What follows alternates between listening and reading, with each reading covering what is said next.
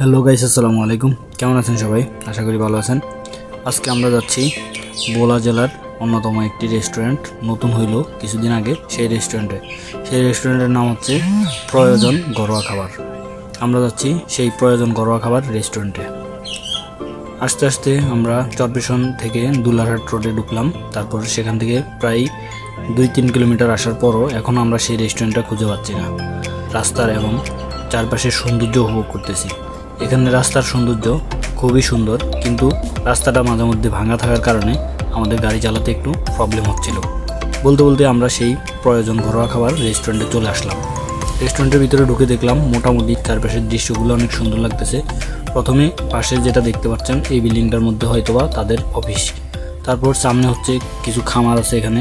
এখানে অনেকগুলো খামার আছে। বাইরে দেখলাম যে হাঁস, মুরগি এবং ইত্যাদি।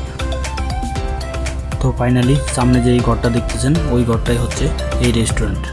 আর ভিতরে ঢুকে এরকম আমরা একটা ভিউ দেখতে পাই। রেস্টুরেন্টটা মোটামুটি একদম ঘরোয়াভাবেই তৈরি করা।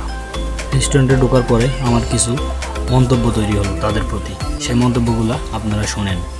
এটা হচ্ছে প্রয়োজন ঘরোয়া খাবার, এই চরপেশনের দুলারহাট রোডে। এটা হচ্ছে যে জায়গাটার মধ্যে এই রেস্টুরেন্টটা করা হয়েছে, মূলত এটা আসলে একটা খামার। এটা হচ্ছে একটা মুরগির খামার দেখা যাচ্ছে।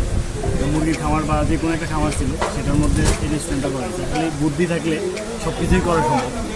আর এখানে আইসা আরেকটা জিনিস মনে হলো যে এখানে যারা আছে, টোটালি যারা আছে সবাই কারো কোনো এক্সপিরিয়েন্স নাই, সবাই নতুন। আস্তে আস্তে হয়তো শিখবে আর কি। হয়তো মেনু বুঝাইতে গিয়েও 2-3 জনের একটু সমস্যা হয়ে গেছে। যেটুকু বুঝলাম যে কারো কোনো এক্সপিরিয়েন্স নেই, সবাই নতুন।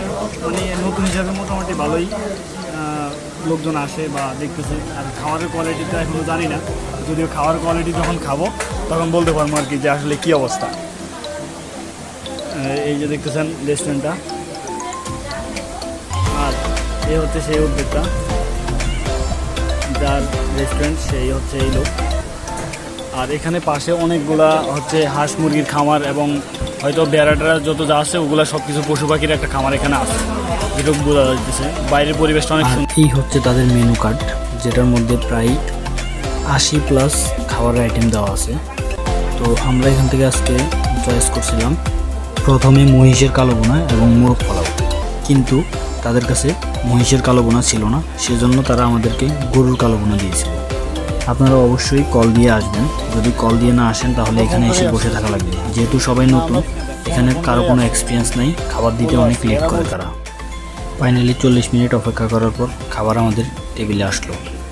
মোটামুটি খাবারের কালার এবং কোয়ালিটি দেখে ভালোই মনে হচ্ছে। বাকিটা না খেতে তো